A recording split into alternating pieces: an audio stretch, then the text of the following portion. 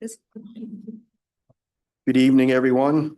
We call the Covington City Council meeting for Tuesday, June 9th, 2026 to order. Krista, could you do the roll call, please? Yes. Councilmember Soltis. I am here. Councilmember Wagner. Here. Councilmember Hartsock. Here. Councilmember Harjehausen. Present. Councilmember Reed. Here. Mayor Pro Tem Porter. Here. And Mayor Smith. I'm here. We have a quorum, Your Honor. Thank you. Would you all join me for and standing for the Pledge of Allegiance, please? Pledge allegiance to the flag of the United States of America and to the republic for which it stands, one nation, under God, indivisible, with liberty and justice for all. Thank you. So up to approval of the agenda. Regan, do we have any changes? Yes, a couple of changes, Mayor. We need to remove item new business 1 and 4 from tonight's agenda. Sure. All right, can I get a motion to approve the modified agenda? Motioned. Second. It's been moved and seconded to approve the amended agenda. All those in favor say aye. Aye. Any opposed? Okay. So now we are up to public communication. This is going to be interesting. And, you want to join me in front of the dais council, and I want to call up the Kent Lake High School baseball team up here as well. Oh, yeah. Yeah. Why don't we stand Yeah. up?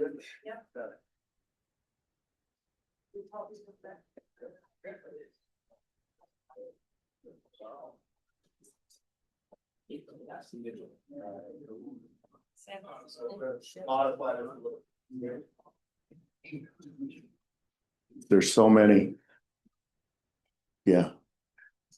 Okay, so we have a proclamation here. Whereas on May 30th, 2026, at Funko Field, the Kent Lake Falcons trailed Eastside Catholic 6-2 in the final inning of the state championship game, when Coach Seguro inspired his team to believe in themselves, their teammates, and their ability to rise to any challenge in the face of adversity. And whereas the Falcons responded with an extraordinary 4-run rally to tie the game and force extra innings before delivering a dramatic walk-off hit to secure the game-winning run and a thrilling and unforgivable 7-6 victory. Just kind of, it's just funny. Where was I? Okay, whereas due to their perseverance, teamwork, discipline, and dedication throughout the season, the Falcons claimed the first state baseball championship in school history, bringing pride and distinction to their school and community. Now, therefore, we, the City Council of the City of Covington, do hereby recognize with pride the Kent Lake Falcons 2026 baseball team as the state champions and urge all Covington residents to join us in recognizing this outstanding team, their dedicated coaching staff, and their extraordinary achievements, and to celebrate the hard work of this talented group and student athletes on behalf of the Covington City Council.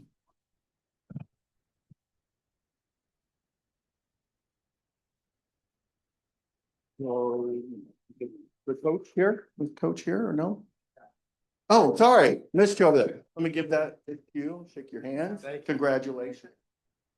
You and yeah, if you have anything you want to say, yeah, here's your opportunity. Thank you guys for having me. I couldn't be more proud of this group of gentlemen in front of me.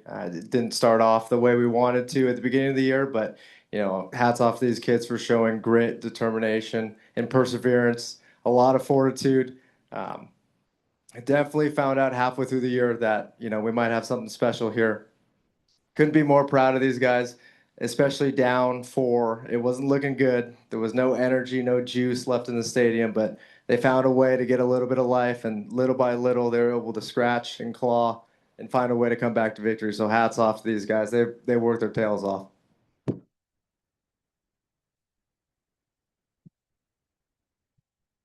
Yeah, please, yeah.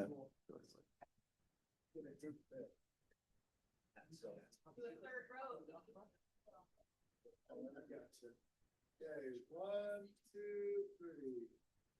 wanna stand by your mom? All right, so real big, here we go. All right. Yay. Good job, guys. Yeah.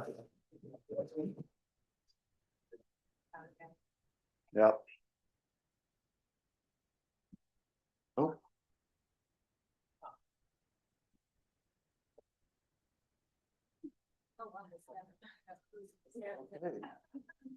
Moving right along. Up next, oh, let me go back to.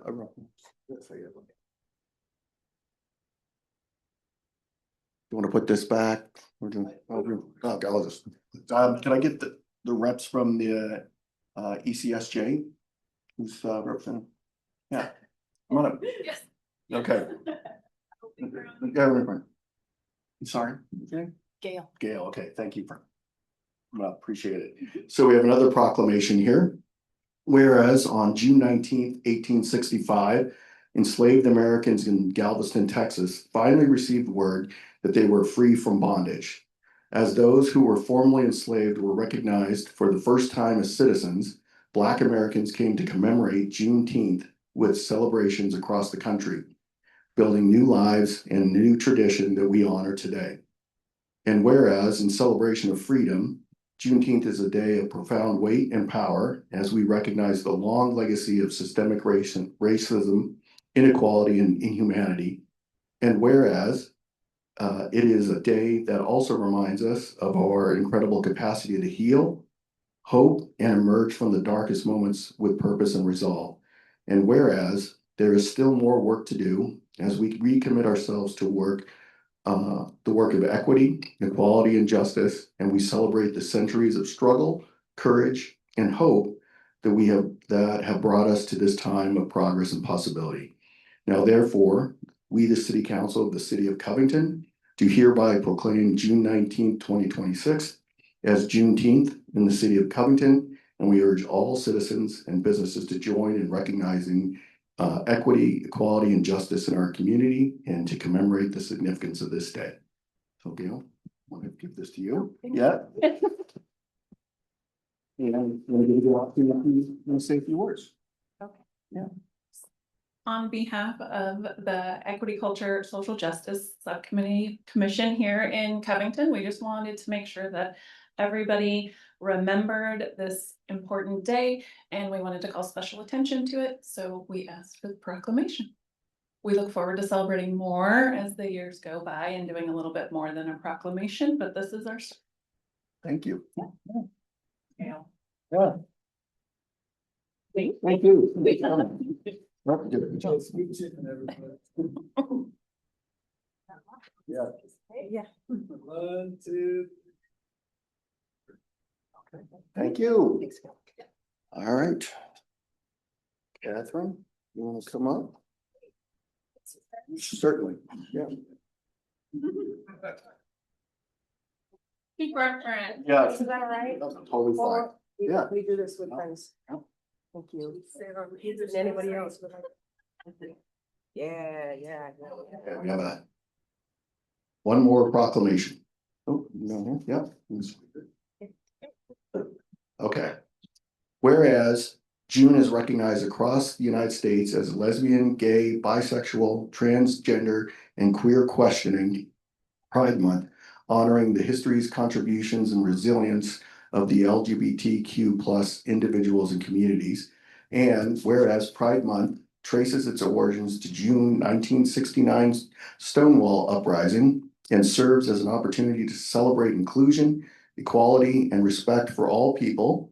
And whereas the City of Covington values dignity, fairness, and equal opportunity for every resident, regardless of sexual orientation or gender identity, and encourages understanding, kindness, and respect among all members of our community. And whereas fostering a welcoming and inclusive community strengthens our city and supports the well-being of the LGBTQ plus residents, families, neighbors, and visitors in our community. Now, therefore, we, the City of Covington, City Council of the City Covington. We, the City Council of the City of Covington, do hereby proclaim June 2026 as Pride Month in the City of Covington and urge all residents to join us in recognizing, supporting, and celebrating the diversity, contributions, and strength of the LGBTQ plus community, both locally and nationwide. Thank you. Wow, thank Yeah. Thank you. Thank you. We'll share. Thank you. Yeah. You'd like to Not say? much to say. I just want to say thank you to staff and council, Mayor Pro Tem, for this great moment of inclusivity in the city of Covington. We were just so grateful. We appreciate you and thank you so much. You. Hey, photo time. Do that. Yep. All right. Hey, squeeze a Get little in there, bit get in more.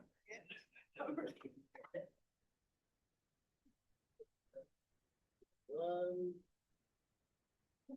two, three. Thank you. Thank you.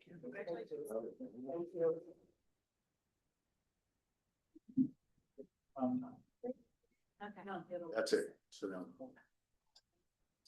Thank you.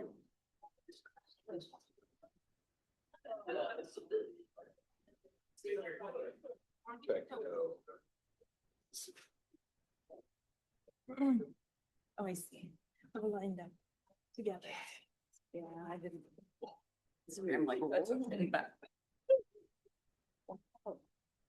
Now are up to public communications annual Lake Point Development Update. Work crowd, is that you, Scott? Okay, welcome. Thank you. I've got a presentation. I remember this. I need Oh. to remember to bring something that I can see, so I don't have to look over there. Forget that.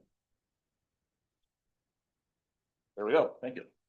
Okay, well, thank you. Appreciate the opportunity to come before the council again tonight. My name is Scott Jones. I'm with Brookfield Residential, one of the joint venture partners with a company named Brookcow, which is a technical owner of Lake Point. So we're continuing to make a lot of progress. So I'll go through some of the updates as we're going through the community right now. So you'll see several new renderings through the presentation that we haven't seen before. These are brand new as we're putting together some of our digital assets for marketing and showing the community. Also, you'll see those scattered through the presentation. So I think I can.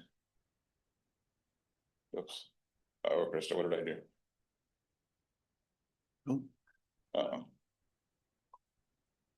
There you go. Okay. There we go. Okay, so the community master plan, this is similar, or actually exactly the same as the master plan that we shared about a year ago at a presentation and at Covington Days last year as well. The yellowish lots and areas are residential areas, and then the white buildings are planned for commercial. That's the initial plan that CenterCal has come up with, and I'll talk a little bit more about the commercial areas in a minute. There we go. So Lake Point Boulevard, which I don't think anybody has any interest in. There we go. All right. Right. So we are very nearing kind of completion of construction. As you remember, last year we put the opening on hold to allow some additional time for a significant amount of material to be imported into the site. That material import is still continuing, but we're moving towards completion of the first neighborhood from a lot development standpoint as we start building homes here fairly soon. And so right now we're working with staff on how we can open the road, but make sure we're being safe in doing so. Because it's gonna have traffic immediately, right? Because this is a connection that the community and even beyond the city of Covington is looking forward to having this connection. So we're working with staff right now and make sure that we can do that safely. Our goal would be to open it as soon as we can. Exactly what that means, we're still working through it, but hopefully sooner than later we can put together a safe plan. So can't give an exact date yet, but I'm sure somebody will the minute that we agree to something. So. And when we do get that figured out, we are planning on having a kind of ribbon cutting ceremony. Of course, we'll invite all of you to, and we'll ask each one of you to speak for 10 minutes and trying to lighten it up, Sean. Yeah. Done? Yeah. Okay. Can't do. Yeah. What's that? Only 10 Yeah, you get more than 10, right? And, We can make a song. We will Mhm. sing. okay, we'll sing along. Okay. You can see a couple of the pictures. We have a service that we get that we actually get aerial drone shots once a month on the project. And so these shots are about 2 weeks old. Gives us a nice real-time view of what's going on site. In fact, they used it today to figure out where to put a sign. So phase 2.1, this is the first larger residential neighborhood. You remember Maple Hills 5 is technically the first residential neighborhood in the community, but it's kind of separated. Homes are being built in Maple Hills 5 right now and sold.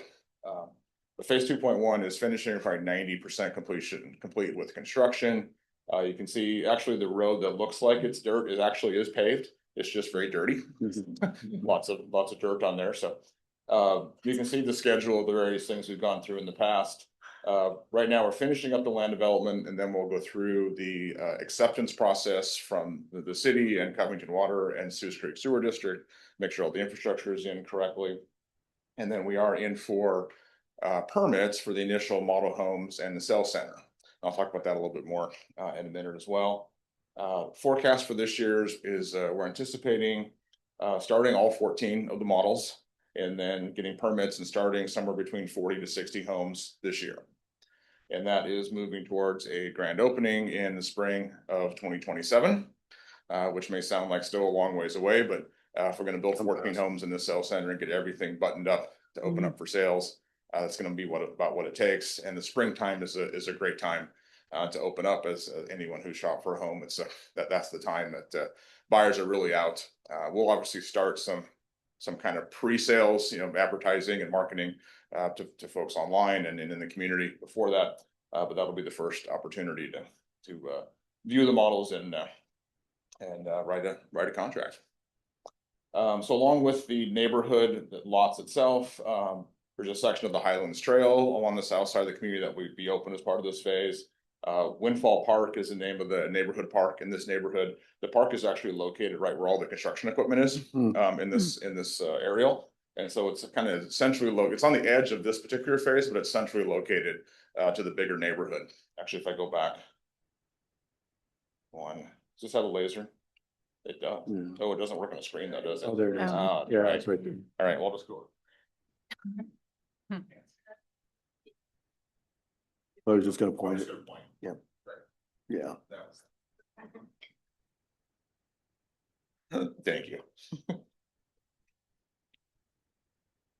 Okay, so that park will be done when we open. We have a small neighborhood dog park also planned. That's kind of in the far right southeast corner. The wildlife crossing, which we talked about, is complete.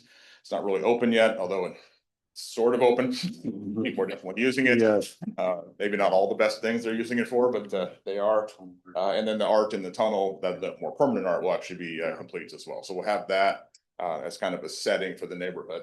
But I'll actually talk a little bit more about the models and whatnot.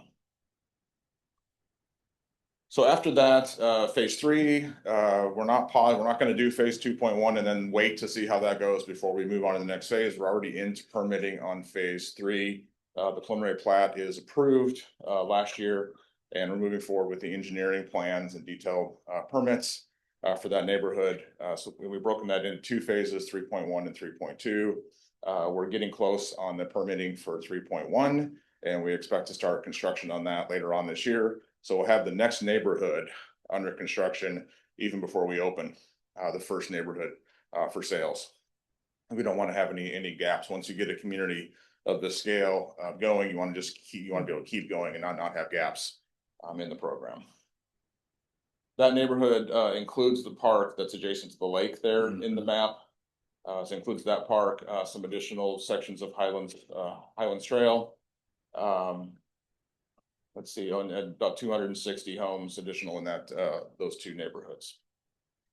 The neighborhood north of Lake Point Boulevard, that's called phase 2.2.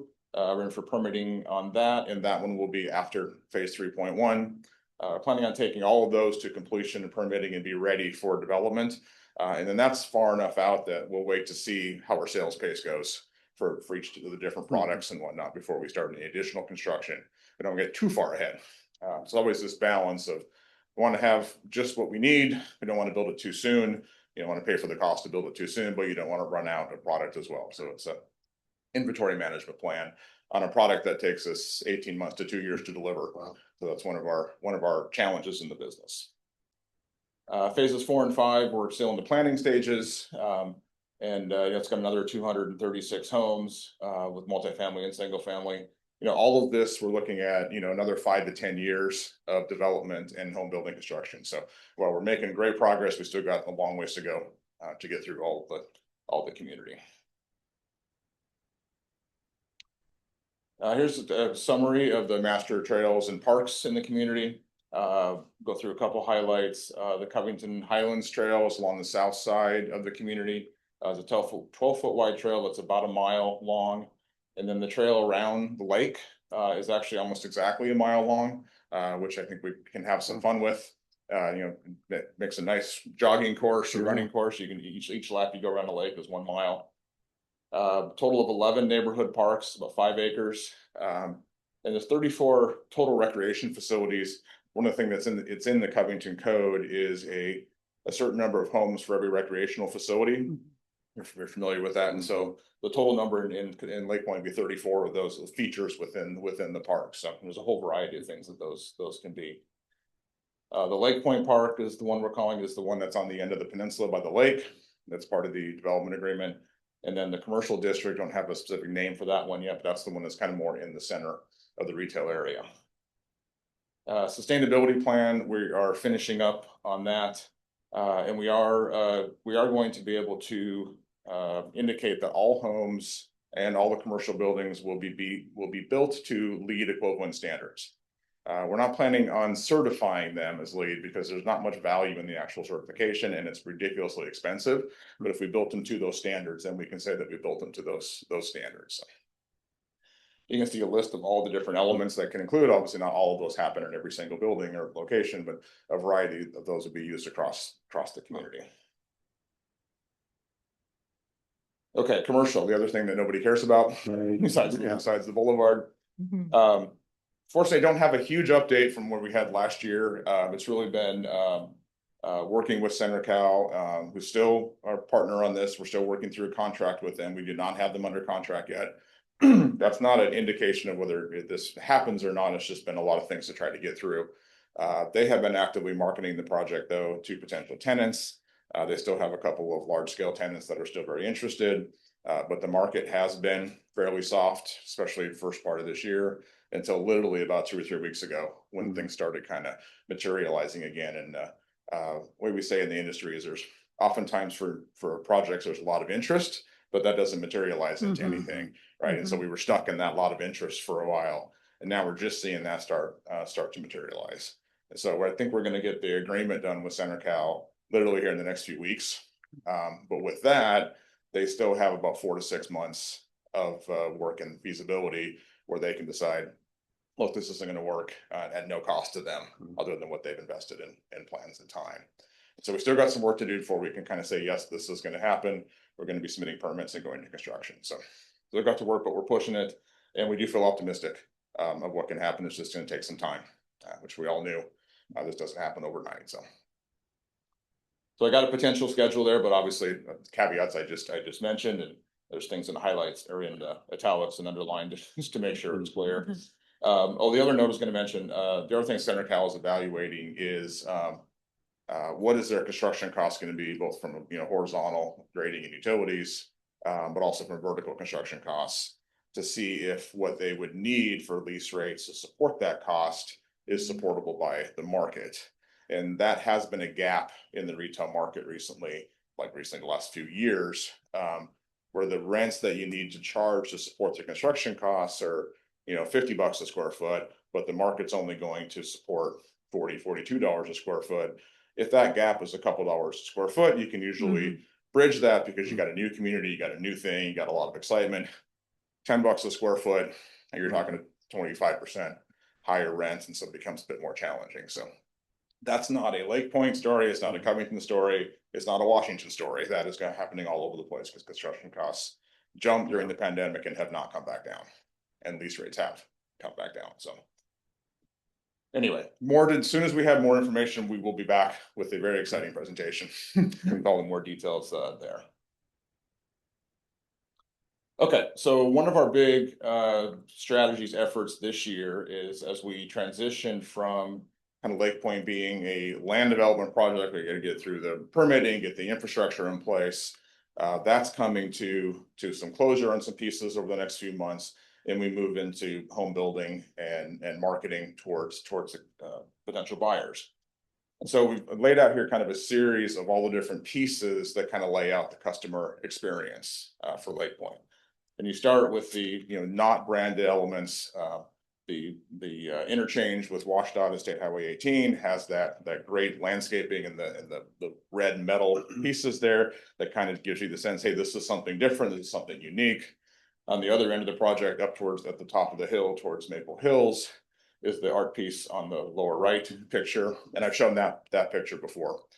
Is a piece that mimics the one. It's the same metal, same color, so kind of mimics that. So kind of both ends of the project, you get the sense that this is someplace a little bit different and unique. Then you move inside of that, and the picture in the upper right that says Lake Point is the first branding and kind of mention of you're in the Lake Point community. There'd be one of those signs, or one of the sign plus the two pillars on either side, three of them together on each end of the community to kind of denote, okay, now you're coming into this place called Lake Point. And you see on the bottom, there's a series of vehicle directional signs and then pedestrian signs. You can see the scale. The big Lake Point sign is about 18 feet tall, so it'll be pretty commanding. It's internally lit, and then also has uplights on it as well. So it'll be a really cool effect at night. I like the idea of things looking different during the day than they do at night. It's just interesting to the eye, especially buildings. I love when you can make a building kind of look like a lantern at night. Looks like something totally different during the day. Don't have a building to do that here yet, but the vehicle direction signs, the pedestrian directional signs, and interpretive signs, and those will all be installed as we move through the project as places of destination become available to put signs on. So that's one thing. Marie and I spent some time on laying out all of these signs. Then we're like, okay, I think we got the layout where the signs go, and then like, hey, what do we put in the signs? Yeah. Well, there's nothing there yet, so maybe we should wait until there's something there. So. Okay, then again, even getting a little tighter in. So the grand opening kind of looks like this. The map in the upper right is the sales center and model kind of area. Be a total of 14 models. 6 will be open the day we open the community, and then there'll be 8 additional ones under construction that will open a few months later. The ones that are opening later are the townhome product, because even though you're building 2 of them for a model, you're actually building a 6 or 8 unit building. So they take a little bit longer, a little more complicated to build. But all those will be coming together as we open. And then the customer experience, obviously we have Lake Point Boulevard and the entry monuments, the park open that I talked about earlier, and the trail. And then we'll schedule a bunch of events for both the broader community and obviously some targeted at buyers to be able to come and experience the models in the Welcome Center and get a sense of what this place will look like to live. As we start getting residents and folks, then we'll start integrating events between marketing events and resident events, so that buyers who might be interested can actually experience an event in the community. And so kind of start off, it's all marketing because nobody lives there. And then it transitions to kind of a mix of it. And then as you get more and more people, then they start to become separate events. One, because it gets to be too many people, but then at that point, residents want their own event that doesn't have outside buyers coming to it. It's not a sales event. Then, of course, parallel to all of the elements, the customer experience elements that are physical and in the project, is the online experience. We're very close to launching. Toll Brothers is launching their Lake Point specific page on tollbrothers.com. That'll be the end of this month. And then Rita is leading the charge for a Lake Point community landing page that's not specific to Toll Brothers, but the overall community. I'll have that in the summer. She actually was in Boise last week working with our ad agency on that. And then, as I mentioned, the renderings that I'm showing throughout today. And then Toll's put together a very high resolution video. Kind of looks like these renderings, but a video fly through of the community, and that will launch on the tollbrothers.com website at the end of June. And actually, just thought of this, but when we do launch that, I can send you guys a link to that and take a look at the rendering. It's pretty cool. What else do I have up there? Oh, all the home plans would be available in the elevations, and you'll see some of those in a minute. And of course, the opportunity to register a buyer to get more information about the community. So this is, I think, the first time, I think we got these last week, so this is the first time we've shown specific elevation. I think we've shown examples of what they could look like. These are specific plans and elevations that are planned to be built in the community. You can see the three pictures on the left of the attached product, townhomes and condominium on the left, and then the detached products on the right. So 6 distinctive collections, range of 2 to 4 bedrooms for the townhomes and 3 to 5 for the single family. And overall ranging from about 1,200 to just under 3,000 square feet. So a wide variety. I gave a presentation a while ago. I think that's one of our goals, to have a wide variety of products to appeal to as many different buyers as possible. It has some diversity in the architecture, diversity in price point and size for different family. Just talked about diversity with your proclamations and you know, it's a little different in real estate. Obviously, we're perfectly happy with that kind of diversity too, but different approaches from our perspective. But again, looking for that diversity to appeal to as many different people as we can. And of course, Toll Brothers is very good at customization. They do not do a very simple bare bones home. They will allow for a lot of customization and design options for folks to choose, especially surfaces, you know, your countertops, whether you want granite or what grade of granite and those sorts of things. So lots of different opportunities for folks. And I think that is what I had. So I would Yeah, thank you. say for any questions if there are. Yeah, any questions? Okay. Oh. Yeah, go. I believe last time we got an estimate on price ranges. Is that available? Yeah, I know what can change because it will be 20. sure, yeah. I don't remember what we said last time. It really hasn't changed the market. Actually, pricing across the market has been pretty flat since 2024.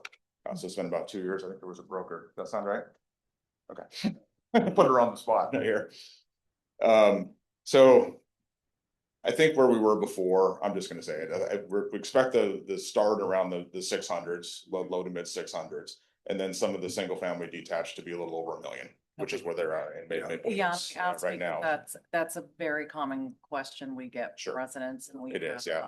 Covington Days coming up next month, and we are all going to get pummeled with Lake Point updates. Understood. So, and that's a hot topic. It will be there. Commercial, the potential plan, construction 2028. Again, I know all this can change. So when a resident's asking me, hey, Jennifer, are we going to get a target? And, you know, I have to give them the standard, we can't choose, let Yeah. you know. When would businesses at this point be realistic operating? To open? 2029? Yeah. Yeah, 28, 29. Okay. Yeah.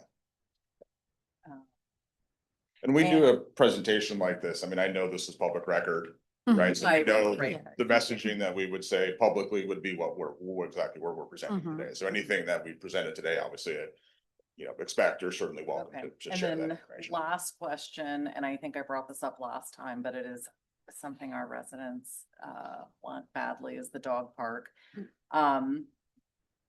The assumption is that the dog park is for the residents that live in Lake Point, correct? Yeah, it's in a kind of an isolated corner, so it won't have great access and parking for a large scale dog park, and it's fairly small.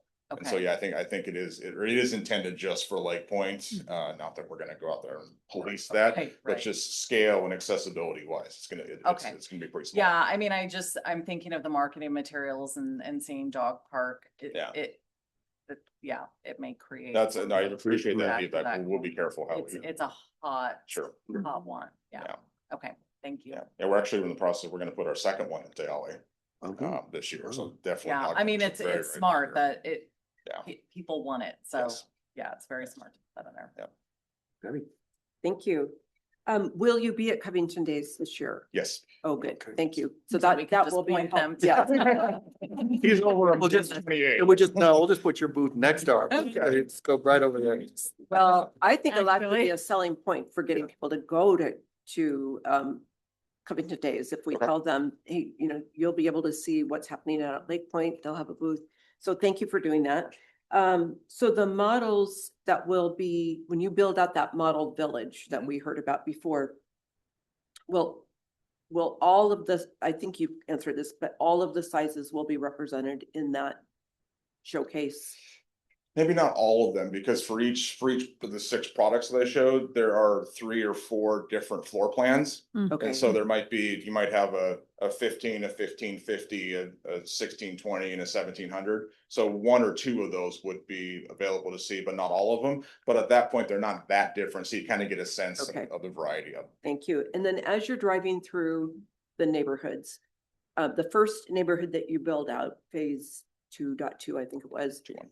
Well, that will be a mix of the different models, both the smaller, the larger homes, single family homes, and then the multifamily homes, all Yes. in one neighborhood. Yes, the first phase has all 6 products in it. Okay, Yes. so it's not like all the small homes are gonna be in one area and the larger homes are gonna be, okay, No.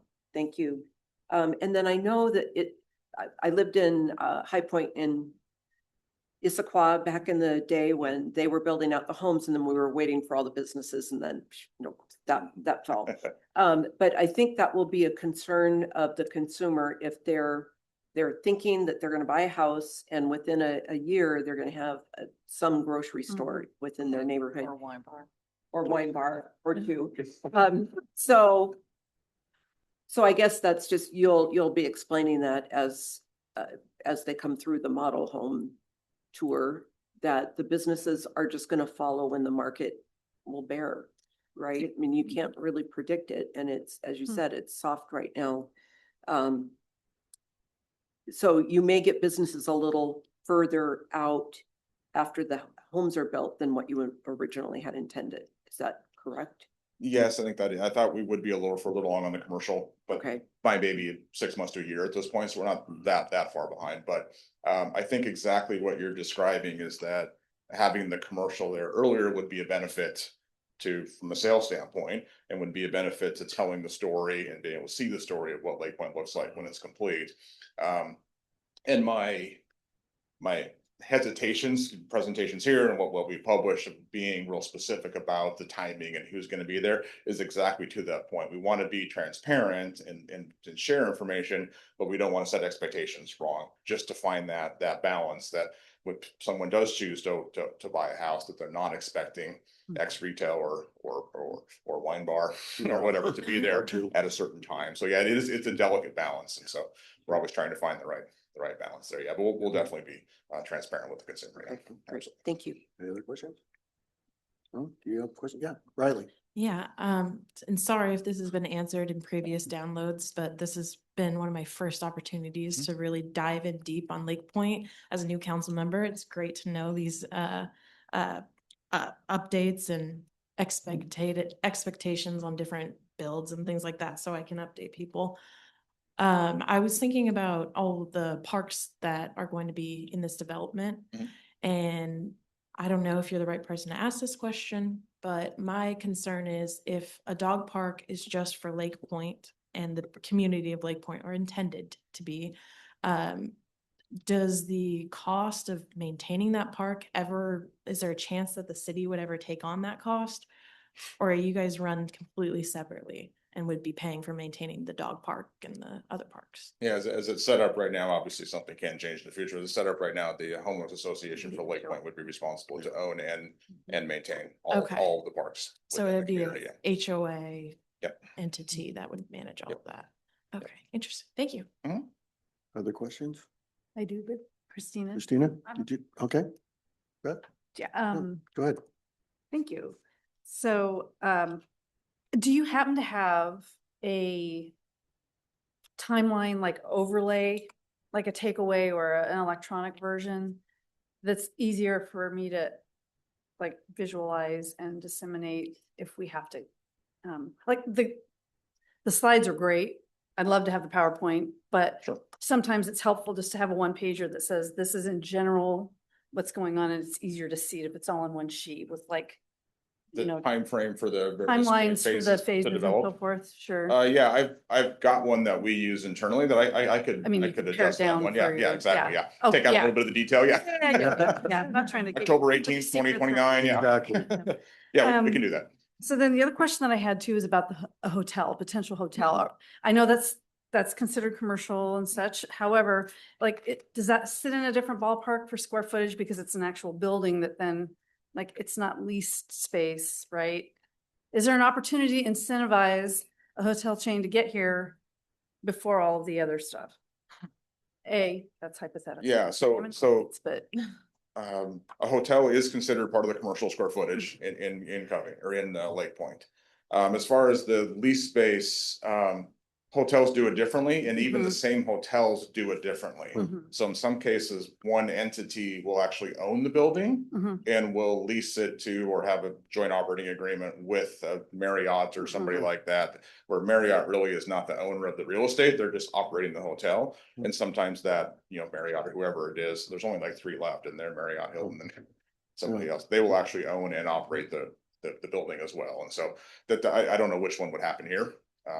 okay, or is it more likely that could come before some of the other businesses just because it's a service? It's, I don't know. I mean, we haven't had any interest so far that I know of. So, I would think they're independent to some extent, although I know the hotels do like to have kind of the restaurants and services nearby as well, right? And I think, Debbie spoke to that point too, and there's a very large development in one of our neighboring cities that is running into that same thing where people are like, oh, it's going to be this great thing. And you're going to have all these services. And they're like, they have like one grocery store and there's like 6,000, but you know what I mean? Right. So we have to I appreciate you managing the expectations on it for one thing, but we're building and providing for this with the expectation there will be services for them. So they don't have to always go into town. So I don't know. That's a bigger question. And I don't know what we'd have to do on our end to help that, but.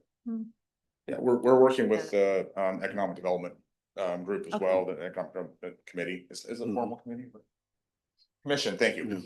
With Josh. Josh. To see what we can do to encourage that. Maybe if I could just real quick, there is a pretty good rule of thumb for basically any retail use and the number of rooftops that it requires. And for a grocery store, that number is 5,000 rooftops. So one grocery store per 5,000. So even though 10 Trails is going to have 6,000 homes, and actually that includes the other piece, is 4,800 in the piece that's being developed now, that would barely support one grocery store. Right, although we do have, 15,000 other homes in the city too, so it's not just Lake Point, it's the whole. Right. We'll be going there, and we don't live in Lake Point, but we would probably go there too, so, yeah. But folks in Lake Point will go to Fred Meyer. Exactly, right. It goes all over the place, Spread the love. A few more questions, but I'll forward them to Selena. Okay. Thank you. All right. Well, Scott, thank you. A lot of my questions have already been asked. I would just, and Regan, just let us know how we can help and how we, possibly support the commercial development of this facility. If there's anything the council can do to move that as well, appreciate it. Grateful and willing to help on that. So Appreciate it. Appreciate you. Thank you. Thank you. All right. Appreciate it. All right. Well, we are now up to our first public comment. Speakers will state their name, organization, and whether they are a Covington resident. Comments are directed to City Council, not the audience or staff. Comments are to be related to city business. Comments are not intended for conversation or debate and are limited to 4 minutes per speaker. For attendees participating by Zoom, click the raise hand button. For attendees participating by phone, dial *9 to raise your hand. Once the city grants you permission to speak, press unmute in Zoom or dial *6 to unmute by phone. No one has signed up to speak in the council chambers. Is there anyone that hasn't signed up that would like to address the council at this time? Yeah, go ahead. Let's come up, state your name and whether you're a Covington resident. Patricia Smith, and I am a Covington resident. And the question I have was for the Lake Point. Is there going to be any low income housing? Because as a city, we need it. Thank you. Anybody else in the council chambers like to address the council at this time? Is there anybody online? I don't see any hands. Okay, well, it'll close the first public comment period. There'll be a second one at the end of the agenda. We're now up to approval of the consent agenda. Get a motion? Second. It's been moved and seconded to approve the consent agenda. All those in favor say aye. Any opposed? Okay. So now up to new business. So interesting. So does new business item number 2 become number 1? Is that how that works, or do we call it number 2? Still number 2. Okay, so we don't have a new business item number 1. We're up to new business item number 2. Appoint voting delegates to the 2026 Association of Washington Cities annual business meeting.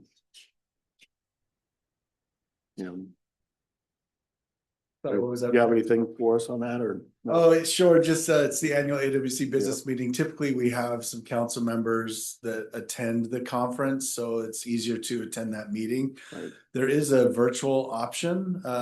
If you're not able to attend the conference, you can It's attend the got- business meeting virtually. It's on June 25th from 4 to 5:45, if a council member would like to attend that virtually. Is there anyone that can make that? Shade, Anyone virtually or? yeah. Debbie, I think you're checking your calendar. I am, and you can see that I don't have anything, so you're not gonna let me out of it. No, Can you tell me again what the time is? From Is it? 4 to 5:45.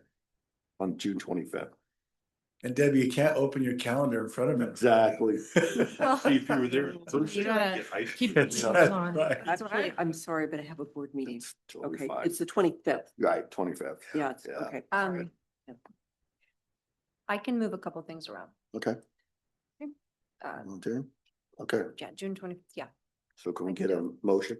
I move to have Christina Soltis represent the city of Covington at the AWC annual meeting. I'm virtually. I second. Second? Okay. All right, heard Riley first. So it's been moved and seconded to appoint Christina Soltis as the voting delegate to represent the city of Covington at the 2026 on the 2026 Association of Washington Cities annual meeting. Beth, you want to speak to your motion? Oh, I think Christina will do a fine job representing the city and our interests, and she's very knowledgeable in issues relating to cities throughout the state, so. And Riley, you want to speak to your second? I'm grateful for her stepping up Yep. and speaking on behalf of the city. Thank you, Christina.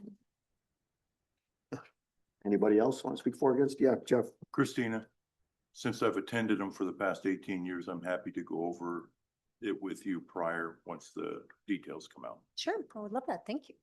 Okay. Anybody else? Okay, it's been moved and seconded to appoint Christina Soltis as the voting delegate to represent the city of Covington at the 2026 Association of Washington Cities annual meeting. All those in favor say aye. Aye. Any opposed? Okay, congratulations. Thanks. We're up to new business item number 3. Consider appointments to the Covington Youth Council. Council, let's take action. Yes, Debbie. I would like to, excuse me, let me just get the correct term here. Position number. Sorry. Thank you. I would like to nominate Milka Emojis, I hope I'm saying that correctly, for position number 9 on the Youth Council with the term beginning July 1st, 2026 and expiring upon graduation from high school. Okay, is there a second? Second? It's been moved and seconded to appoint Milka Emojis to fill position 9 on the Youth Council with a term beginning July 1st, 2026 and expiring upon graduation from high school. Debbie, you would speak to your motion. Yes, thank you. I love it when a candidate comes in and actually has a great idea to pitch. And Milka has a great leadership background. She is very confident in her speaking. She talked about how she collaborates and brings everyone into a discussion. And she talked about in the youth in our community, they've got kind of 3 things. They've got their family and they have their school. Sometimes they have their house of faith. But she's talking about this concept of third space. And that would be, where do youth go when those things are not available? School's out, church is out, don't want to hang out with parents. Yep. But someplace that's for youth. But she did also talk about incorporating some of the adult leaders in the community that can kind of integrate. She's in the Key Club and she's the president of Model UN, and she's with a medical organization. She will just bring a lot to the youth council, I think. Thank you. Jennifer, you want to speak to your second? Yes, I really appreciated Milka's feedback, and she wants to be part of the fresh new perspective that youth bring to our community, and wants to bring her leadership experience and be included and part of the big decision making. I was really impressed with the skills that she self-identifies with. She identifies herself as a as a leader. I love to hear that. And understands the responsibility that comes with that. She prides herself with people skills and collaboration, which Debbie mentioned, public speaking and communication. She really exemplifies a really forward-thinking candidate for this commission. And when asked how she would be an ambassador, she spoke about applying her skills outside of council, and what stuck with me was the comment that she would always be working to benefit and improve the city however she can. And that, exemplifies public leadership, and what a great opportunity to serve on our youth council. Yeah. Any others we should speak for or against? Okay. It's been moved and seconded to appoint Milka Emojis to fill position 9 on the Youth Council with a term beginning July 1st, 2026 and expiring upon graduation from high school. All those in favor say aye. Aye. Any opposed? Okay. Council wish to take further action. I would like to nominate Christina Wen for the available position 10 on the Youth Council. Is there a second? I'll second that motion. Okay. It's been moved and seconded to appoint Christina Nguyen to fill position number 10 on the Youth Council with a term beginning July 1, 2026 and expiring upon graduation from high school. Christina, will you speak to your motion? Yeah. Christina just really impressed me. She's clearly a little bit timid, but one of the reasons that she mentioned when we asked her why she's interested in serving on the Youth Council is because she wants to be forced out of her shell. I mean, come on, that is a quality of a long-term leader. I can only imagine if she continues down this path of forcing herself out of her shell, 10, 15, 20 years down the line, how much of an incredible woman she will be. And one thing that stood out between the words and between the lines to me is that she's incredibly compassionate. She understands people. She mentioned it, but she didn't really elaborate on it, but you can just tell that she's incredibly compassionate. She mentioned she's a good coordinator. She compromises, understands people in other walks of life and different colors, and she's organized and has time management and is balanced. She's clearly got a lot going on, but I was really impressed with her, and I'm really looking forward to see her serve on the council and in her future. Yep. Riley, let me speak to your second. Thank you. Yes.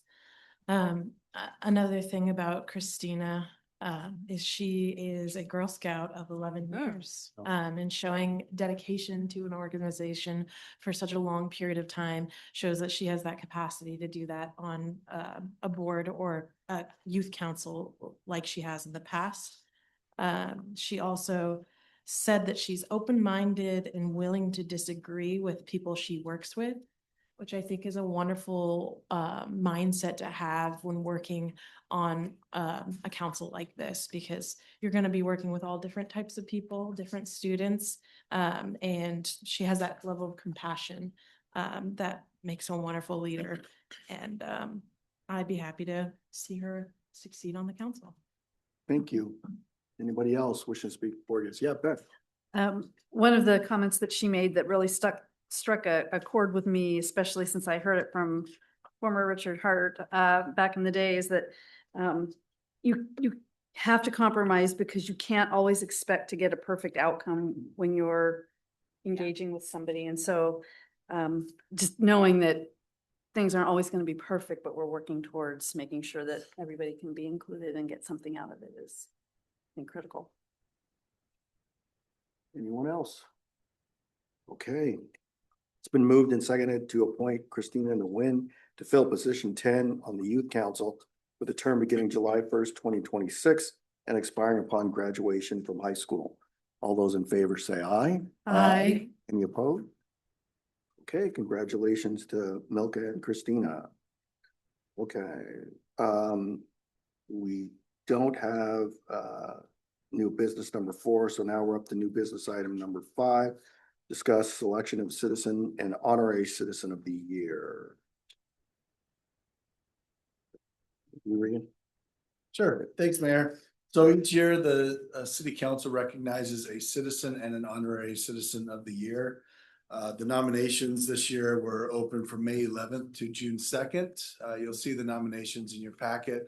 Not a lot this year, but are some to choose from for the council to consider.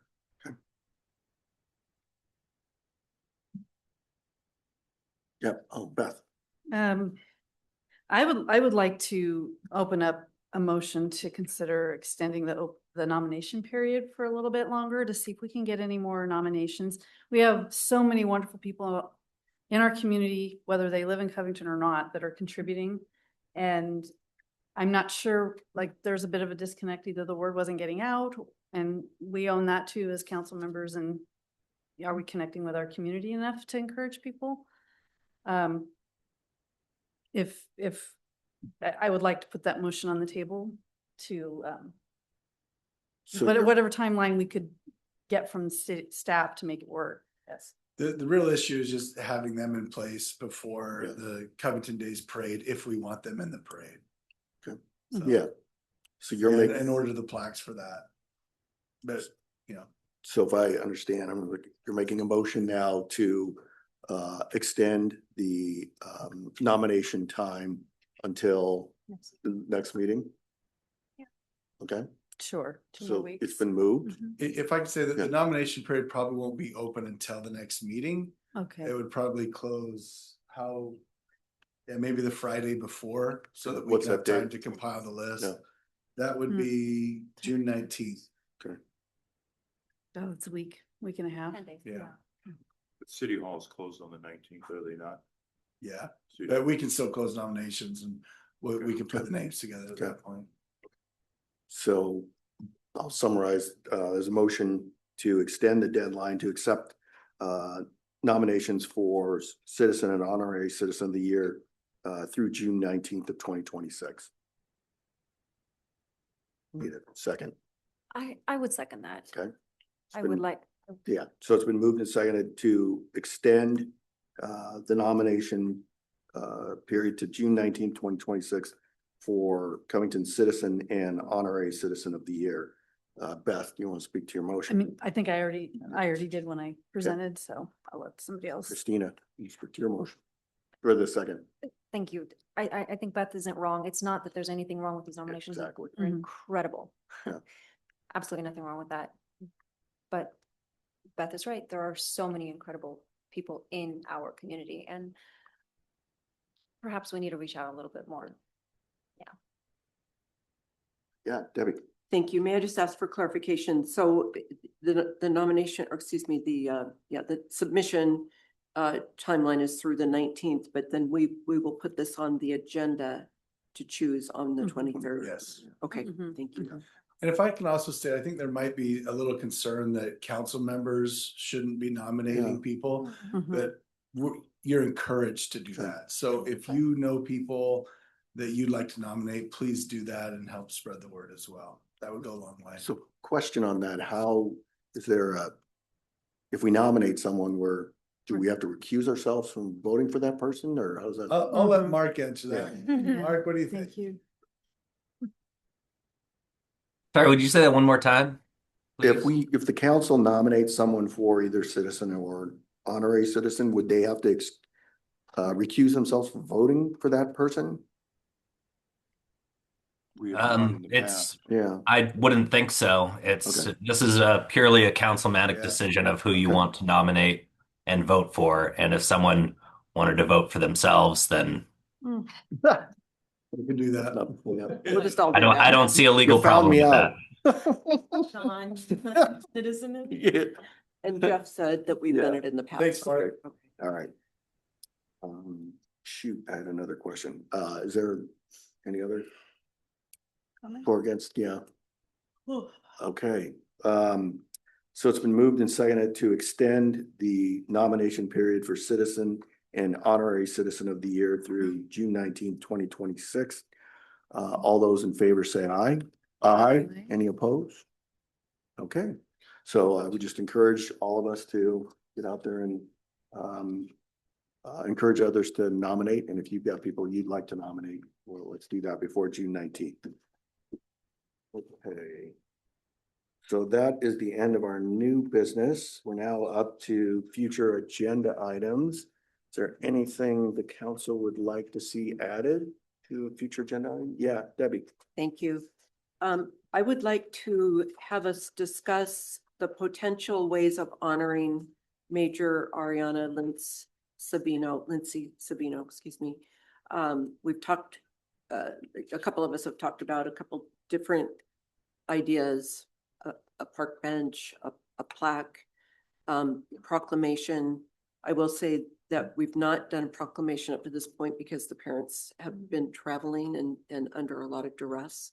But I think at this point, if we can make a decision soon, we could do a proclamation soon, and I could make arrangements with them to choose a date if we give them a couple different council member dates. Excuse me, council member meeting dates. Yeah. Thank you.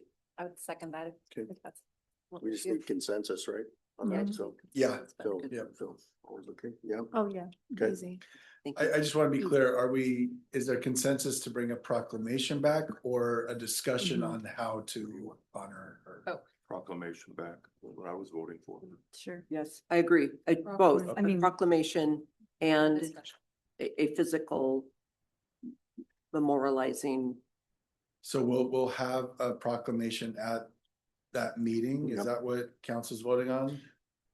So I think what I heard is we'd like to have a proclamation at the next meeting. We'd also like to have a conversation about how to additionally recognize her. So Okay. And I don't, thought we were gonna give the family dates, not necessarily do the Oh, okay. proclamation at the next meeting. yeah, okay. So if maybe it might be best, we've got consensus, Debbie, if you'll work with us online, we'll put a proclamation together. Let's see what works for the family. Yeah. And then we'll schedule it and include a discussion for council if you want to do anything else. Does that work? Yes, Okay, Thank you. Okay, do it. great. thank you. Anything else? I had one thing I wanted to add. We did get a letter a while back from the Snoqualmie Valley for Responsible Energy Coalition. They're asking for the opportunity to present during public communications part of the upcoming city council meeting. So I'm just putting out there, I'd like to see them put on the next council meeting agenda for 10 minutes, to just talk about their experience with community organizing and these electrical infrastructure issues. So. Yeah, I have a question, as Yeah. long as it's limited to 10 minutes, because that's what we Yeah, allow our other groups, 10 minutes max. Yeah. okay. Thank you. Any other agenda items? Okay, we're now up to council staff comments, so we'll start with the chief. Thank you, Mr. Mayor. We have a coffee with a cop tomorrow at Vineyard Park. The senior center next to the police station. That's at 9:30. So I don't expect to see anybody else there because I didn't invite anybody. We're starting small. We're gonna have one the second Wednesday of every month. So I'm gonna work with them to see if they want to expand that, but I'll let you know how it goes. Okay. That's it. Thank you. Is Dawn online? I can't see who's online. Yes, I'm here. Okay. Nothing tonight. Thank you. All right. Ethan?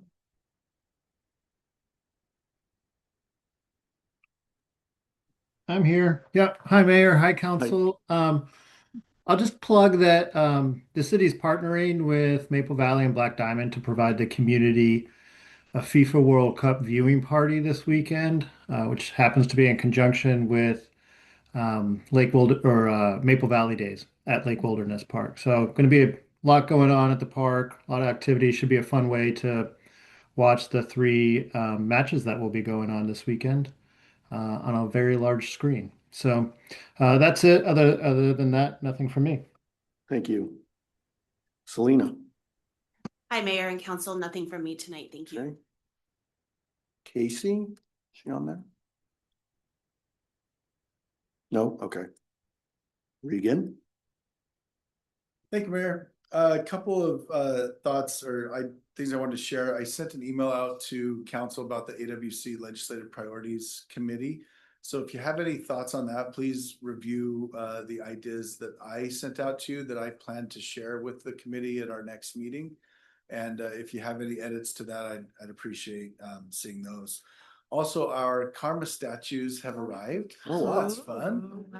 We're working with the Arts Commission to get one or two of them painted, and then CEDAS will use those to go and start leasing the statues to some of our businesses. So we've got a couple leased already, but it'll be fun to have one finished up that we can take around and show. Wow. So excited to see that. Yeah, right. Can I ask who has signed up to lease these? Sure. Yeah. Valley Medical has Multicare, and then the owner of this facility. Oh, wonderful. Thank you. Nice. Okay, thank Yeah, you. you bet. Mark. Thank you, Mayor. There's no executive session tonight, and I do not have an additional report. Thank you. Okay, thank you. Krista. Nothing from me tonight. Thank Okay. you. Christina. End of the year is coming soon for those who have students or littles or at all.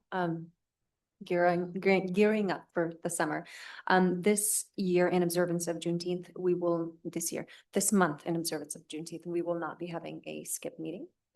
And if it is okay with the council, I had a musical meeting that I'm missing that started at 7 p.m. and I'm still trying to make, if that's okay, if I may be excused after this. Goodbye. You can be excused. Oh, goodbye. Well, I think He's still sitting here. Yeah, exactly. Yeah. you're the best. right. Appreciate you all. Yep. Great meeting. Drive safe. Riley. I think that leaves me. So last week, or maybe it was a week and a half ago now, I was able to visit the open house fundraiser for Jody Carthart. And it looked like a very popular event. There were tons of people in the restaurant, auction items that were people were bidding on left and right, and I was just really glad to see the community come together for a wonderful woman. And that's all I have. Thank you. Yeah. Beth. Yes, I was at the benefit dinner as well, and I know Chief was there. He spent a lot of time partnering with families that were there. It was great to see that. And I know there will be an opportunity again to honor her later through Purple Light Night. That's kind of an idea, and we also actually talked about maybe a bench or plaque or something like that at some point.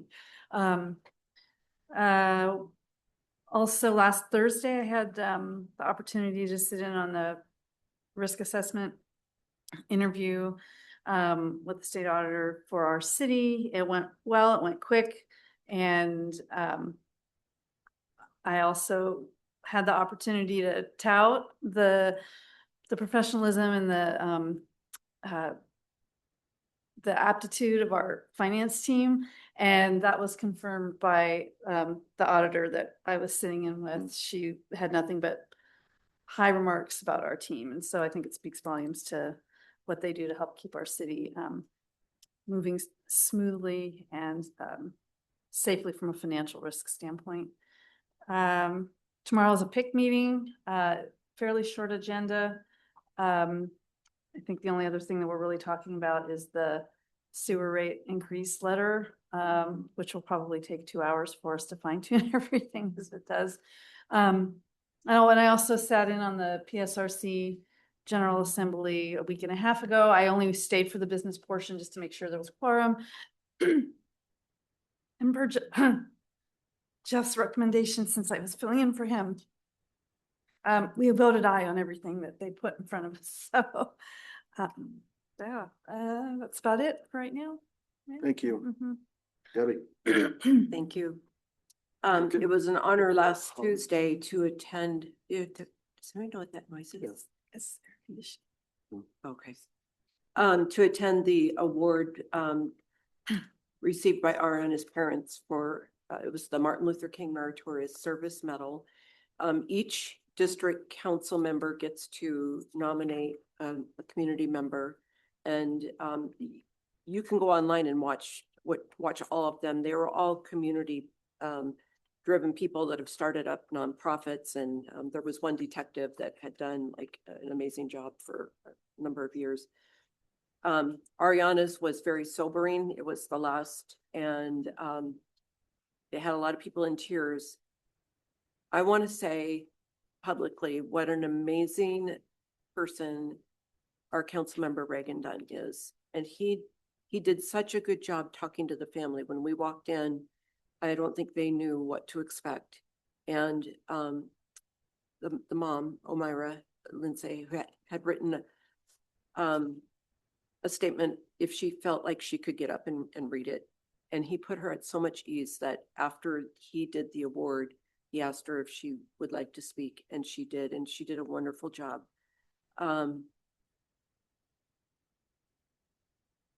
So I just want to say my thanks to our council member for his nomination of a very worthy person, and for his incredible way of soothing a family under duress, and making them feel comfortable enough to they agreed to the press release, and they even said, if you would like us to speak to the press, we're willing to do that now. So then later in the week, last week, we did get an opportunity,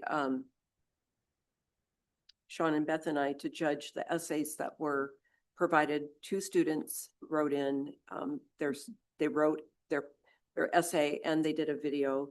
And what great kids we have coming in behind us. I've never stopped to be amazed at the youth in our city, but both had very different and unique, but wonderful essays. So have we announced that yet? Yeah. No, not yet. Okay. Okay. So I'll just say Keep it under Yeah. wraps. they Good on were that. both very, very good. And I appreciated being part of that. Just a plug for tomorrow night's Rotary meeting. We have Dana Newts is going to be our speaker, and she's going to talk about what's happening in the business world and what the chamber does with our businesses, how they advocate, some of the new and creative ideas they've come up with. And so if anybody's free at 5:30 tomorrow night at Affinity, you can come in and listen to what she has to say. That's all I have. Thank you. Jennifer. Yeah, I went to the NIMS training, and that was super informative. It was really great. Puget Sound Fire did a really great job organizing that. The instructor was solid, and they had snacks, which was greatly appreciated.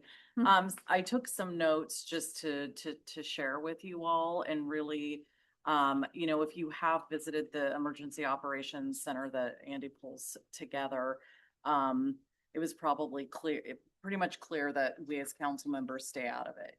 City staff runs it. Regan's in charge, and essentially we come in if there needs to be a high spending allowance put into place, or a curfew, or some kind of change to ordinance. Cities are required by law to provide emergency management directly themselves or through an ILA like we do it. If it's an unincorporated area, emergency services are managed by King County. They are putting together what they're calling a friendly emergency operations center concept for FIFA. So that will be going on live during all FIFA matches, just to ensure a proactive mitigation response with this number of people in our region. Something I found interesting, I didn't know there was something called a Washington Mutual Aid. And so because all of us as jurisdictions, we don't have necessarily enough emergency management resources that could deal with, like if Covington itself is hit by a major emergency, it's required that we are able to pull in from other jurisdictions and organizations. So I found that really interesting. And you could see the camaraderie that all of these folks have amongst themselves, are really into this, really passionate. And it is FEMA sponsored training, and it is pretty much put into place. Everyone uses the same talk, the same structure, so that they're able to really just go anywhere and do the same thing across the nation. So that was fascinating. And another thing, council members, two things that we can help with are, if there's an issue, like I understand there was some during the flood with some mapping and some different direction given by King County versus City of Tukwila. Council can help, like by reaching out to our council members at King County and getting some push and momentum on resolving issues. So it's important to be tied into, in Covington, it would be with our city staff. If there's something during preparedness or after, is a learned something learned from an event, it's important for us to flex any connections and empower that we may have to essentially keep it from happening again or improve outcomes. And then lastly, it's important for us to encourage our city staff to attend these trainings so that we are the most prepared, because again, council is kind of out here, and